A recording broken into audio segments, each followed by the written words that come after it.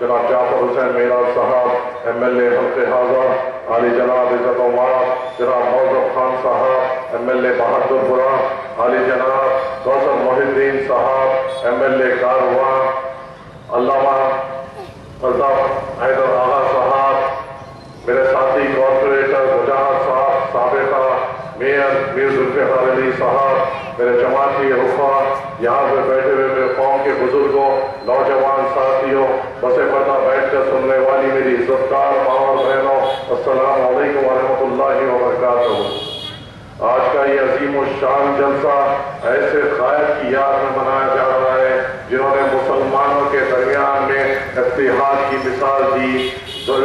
سرزمین دکن کو یہ اعزاز حاصل ہے، اللہ کا یہ احسان ہے کہ یہاں پہ کئی علماء کرام، یہاں پہ کئی قیادتیں، کئی بے مثال قیادتیں ہمارے درمیان میں آئی۔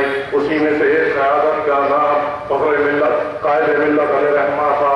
قائد ملت ایک ایسی شخصیت تھے جو ہماری آواز حکومتوں کے سامنے رکھتے تھے، حکومتوں کی آنکھ میں آنکھ ڈال کر بات کرتے تھے۔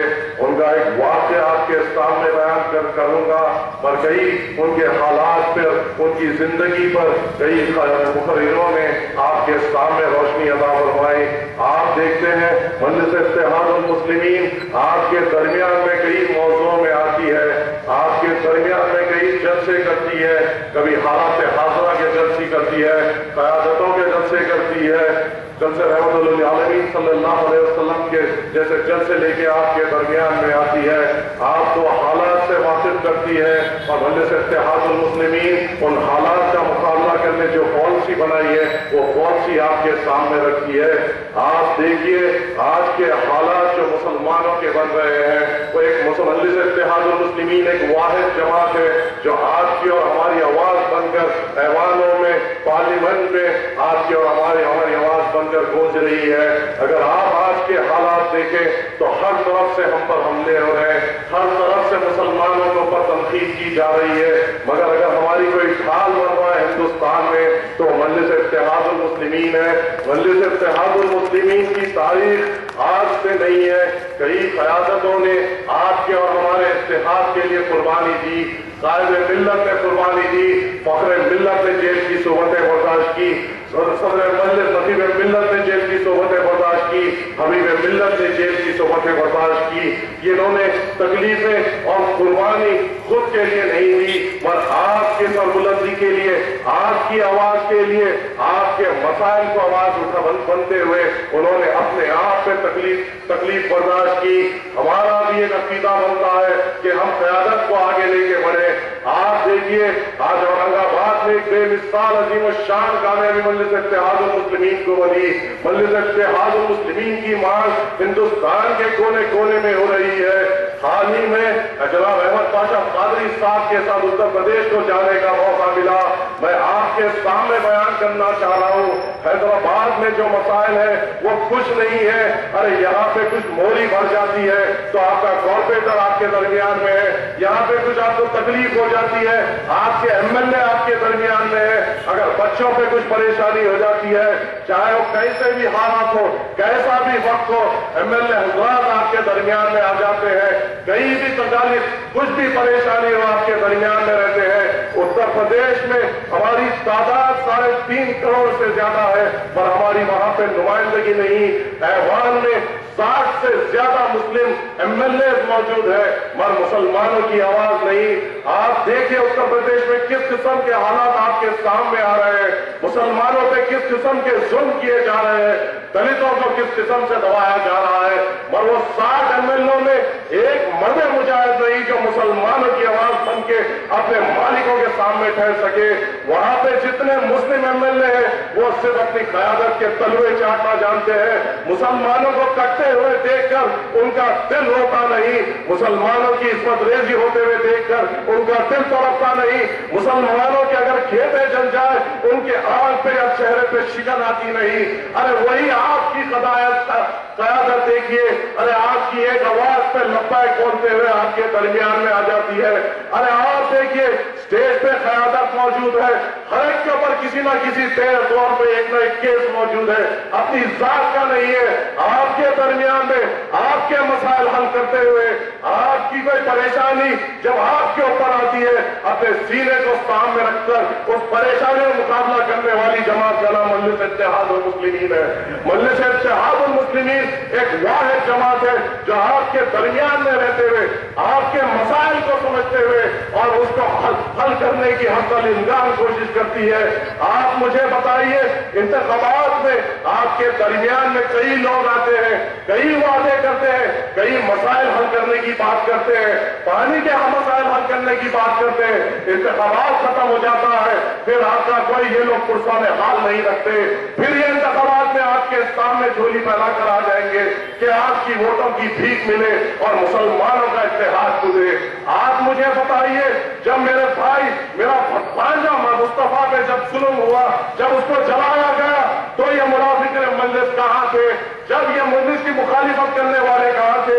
वो जाफर हुसैन मिराज थे जिन्होंने सदर मजलिस के हुक्म पर मुस्तफा के हमारे खानदान से मिले, उसको हॉस्पिटल लेके गए, हत्ता के एक जज के सामने, मजिस्ट्रेट के सामने उसका बयान दिलाया गया, उसके इन्वेस्टिगेशन का फॉलो अप कर रहे हैं और उन्होंने हर पल इम्कान कोशिश करते हुए 5 लाख रुपए की इमदाद हुकूमत से दिलाई, 2 लाख रुपए की इमदाद GHMC से दिलाई। अरे कुछ हो ना हो, आपके तकलीफों में कोई ना कोई जो ठहरता है वो क़यादत होती है मजलिस इत्तेहादुल मुस्लिमीन की।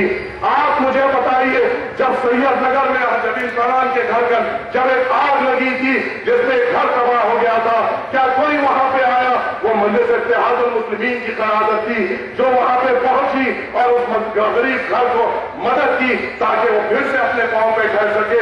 हाल ही में 2 दिन पहले वैसीपुरे में घर में आग लगी। जब ये नहीं आते, जब मजलिस इत्तेहादुल मुस्लिमीन आती है और वहां पे जिद्दोजहद करती है, इमदाद पहुंचाती है और वहां पे हर मसले हल करने की कोशिश करती है। अरे आप मुझे बताइए, ये कैसी क़यादत है जो हर मोड़ पे आपके लिए कुर्बानी देती है, जो हर मोड़ पे आपके लिए खून बहा देती है?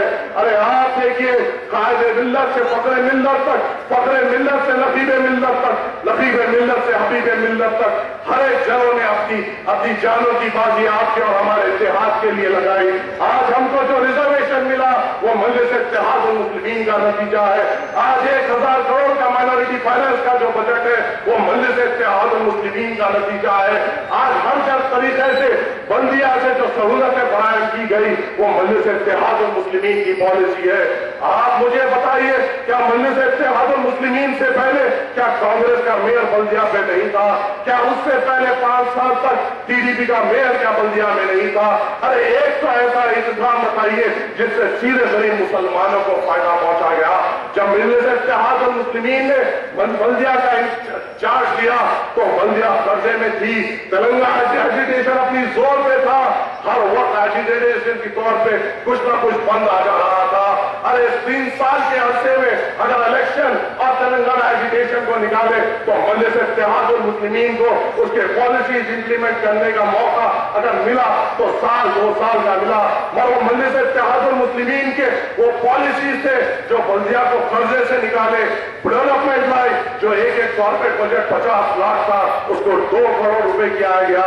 आप मुझे बताइए, मजलिस इत्तेहादुल मुस्लिमीन की पॉलिसी थी जो इन्होंने ये पॉलिसी ली कि जो गरीब आवाम जो बर्थ सर्टिफिकेट के लिए बल्दिया के चक्कर काट रही है उसे 1 टाइम करेक्शन देना चाहिए, और जब एक बच्चा हॉस्पिटल में पैदा होता है तो फौरन 24 घंटे के अंदर उसके घर पे बर्थ सर्टिफिकेट पहुंचाना चाहिए। अरे ये मजलिस इत्तेहादुल मुस्लिमीन की पॉलिसी थी जो हैदराबाद के गली कूचों में लंगर खाने खोल दिए, फखरे मिल्लत अलैहि रहमा के नाम से फूड सब्सिडी स्कीम लॉन्च की गई। हाल ही में पेपर में आया कि 1 साल का अर्सा मुकम्मल हुआ और इस फूड सब्सिडी स्कीम से 1.5 लाख गरीब लोगों ने इसका फायदा उठाया। क्या मजलिस इत्तेहादुल मुस्लिमीन ने ये लॉन्च करने से पहले ये सोचा कि इसका फायदा सिर्फ मुसलमान को होगा? मजलिस इत्तेहादुल मुस्लिमीन ने ये सोचा कि इसका फायदा गरीब आवाम को होगा, मुसलमान को होगा, दलित को होगा, जो बेरोजगार है उसको होगा, जो एक वक्त पे खाने के लिए तड़पता है उसके लिए होगा। आप एक ऐसी बल्दिया हिंदुस्तान में बताइए जो इस तरीके से इक़दाम लेती है। अरे RO फ्लैट्स लाए गए, इंप्लीमेंट होना है।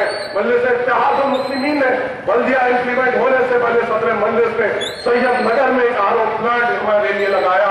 आप सैयद नगर की आवाम से पूछिए उससे कितना फायदा हो रहा है। डेली अगर मैं गलत नहीं हूं 5 से 8,000 लीटर उस आरओ प्लांट से जा रहा है और उसकी कीमत क्या लगाई गई? 1 रुपए में 20 लीटर की कीमत लगाई गई। ये मजलिस इत्तेहादुल मुस्लिमीन की क़यादत है और मजलिस इत्तेहादुल मुस्लिमीन के पॉलिसीज है जो आपके सामने रखते हैं। जब हम कायदे मिल्लत अलैहि रहमान की को खराज अकीदत देते हैं तो आपके सामने एक वाक़या रखते हैं। चलो, एक ऐसा वाक़या हुआ था जब कायदे मिल्लत के ढांचों का खत्म किया गया, अवाम में गुस्सा था, अवाम में जोश और खरोश था, तमाम लोग कायदे मिल्लत के घर पे पहुंचते हैं, गुस्से में रहते हैं। उस वक्त कुछ भी हालात होता है, वक्त की हुकूमत परेशान हो जाती है। सरोजनी देवी फोन करते हैं और कहते हैं अगर इस मजबे को कोई कंट्रोल कर सकता है तो कायदे मिल्लत भी कर सकते हैं। वो ऐसा वक्त था जब उनके घर के अखराजात को मारा गया था। वो बाहर निकलते हैं और अवाम को सिर्फ उंगली बताते हुए कहते हैं कि मुझे सिर्फ सुनना है तो यहाँ से जाने की आवाज सुनना है। जब सरोजनी देवी ने कहा था मैंने ऐसे क़यादत बहुत देखे जो एक पुरअमन माहौल को फसादात में बदल देते हैं, पर मैंने ऐसी क़यादत पहली बार देखी जो गुस्से की आवाम को अमन और शांत रंग की तरफ आगे बढ़ाते हैं और माहौल को पुरअमन करते हैं। यही क़यादत है जो नक़ीब मिल्लत आगे लेके बढ़ते हैं। क्या वो वाक़या आपको याद नहीं जब यहाँ पे क्या के एमएलए मौसम खान साहब थे, यहाँ कई नौजवान थे जिन्होंने अपनी आंखों से वो वाक़या देखा जब चिंतन बस्ती चल रहा था। उस दिन कौन सा दिन था? उस दिन वो ऐसा गम का दिन था जिस दिन हमारे साले मिल्लत अलैहि रहमान का विसार हो चुका था। साले मिल्लत अलैहि रहमान उसी दिन इंतकाल हुए थे और उस दिन उनकी तकवीन थी। सदर मजलिस अपने मरूम वालिद को अपने हाथों से खबर में उतारते हैं। अभी उनके हाथ से वो मिट्टी की खुशबू नहीं जाती, वो अपने घर को जाते हैं ताकि अपने खानदान को सबर दे सके, उनके साथ बैठे सके कि जब उनको फोन आता है कि चिंतन बस्ती में फसादात हुआ है। मेरे शायद नक़ीब मिल्लत कुर्बान जहाँ उनकी क़यादत से वो फौरन निकलते हैं और चिंतन बस्ती हमारे दरमियान में पहुंचते हैं। बताओ तो सही ऐसा दिन कौन सी क़यादत का है जो अपने अफराज खानदान को छोड़कर आपकी तकलीफ दूर करने आपके दरमियान में आते हैं और आपके साथ ठहरते हैं। अरे वो वक्त ऐसा था जब वो अपनी माँ को सहारा देना था, वो वक्त ऐसा था जब उनके भाई को सहारा देना था, वो वक्त ऐसा था जब उनके घर को सहारा देना था। उन्होंने सब हालात को तौर पे रखते हुए आपके और मेरे दरमियान में आके आपके और मेरे मसाइल को हल किया। अरे बताओ तो सही ऐसी क़यादत कहाँ मिलेगी? अरे ये लोग जब आपके दरमियान में इंतखाबात में आते हैं ये क्या सूरत लेके आते हैं? ये हमारे मसाइल में नहीं आते, ये हमारी परेशानी में नहीं आते, ये हमारे तकलीफात में नहीं आते। हमारे नौजवानों को जब फंसाया जाता है जब नहीं आते, हमारे औरतों को जब सताया जाता है जब नहीं आते, इंतखाबात आता है ये बेशरम लोग आपके और मेरे दरमियान में आके वोट की भीख मांगते हैं। अरे हमें पहचानना होगा हमारी अगर कोई जमात है तो मजलिस इत्तेहादुल मुस्लिमीन है, हमारी कोई क़यादत है तो बैरिस्टर असदुद्दीन अवैसी है, हमारा कोई जज्बा है तो अकबरुद्दीन अवैसी है, हमारा कोई नाम है तो मजलिस इत्तेहादुल मुस्लिमीन है। हमारी कोई जमात नहीं हो सकती, हमारा और कोई क़यादत नहीं हो सकता, हमारा और कोई जज्बा नहीं हो सकता सिवाय इन लोगों के। अब नौजवानों तुम्हारे हाथ में है, फिर कभी भी इंतखाबात आएंगे, फिर ये चप्पल बढ़ाते आपके दरमियान में आएंगे। इनको चप्पल बढ़ाते हैं, इनकी औकात हमारे चप्पलों के नीचे है, इनको चप्पल से कुछ लेंगे और हम आज मजलिस इत्तेहादुल मुस्लिमीन को आगे बढ़ाएंगे। और एक बात जब यहाँ पे हम खैर की बात करते हैं, क़यादत की कुर्बानियों की बात करते हैं, क़यादत से जो कौम के लिए उसकी बात करते हैं तो हमें हमारा भी फर्ज बनता है कि हम भी खिराज अक़ीदत पेश करें मरूम कायदीन को। हमारी खिराज अक़ीदत यह है कि अपने मसाइल हमारे सामने लेके आए। अगर आप सच्चे तरीके से खिराज अक़ीदत देना चाह रहे हैं तो अपने मसाइल लेके दारुस्सलाम को आइए, आपके मसाइल हमें बताइए, हमें आजमाइए। हम हर इम्कान पूरी कोशिश करेंगे कि आपके मसाइल को हल कर सके। हम आपको मायूस नहीं होने देंगे, हम आपके दरमियान में रहते हुए आपके साथ रहेंगे इंशाअल्लाह। और भी मुकर्रिरीन आपको सुनना है, अगर पाशा कादरी साहब की तफसील या बयान आपको सुनना है, फिर कभी आपसे मुखातिब करूंगा। वो आखिर दावा अल्हम्दुलिल्लाह रब्बिल आलमीन।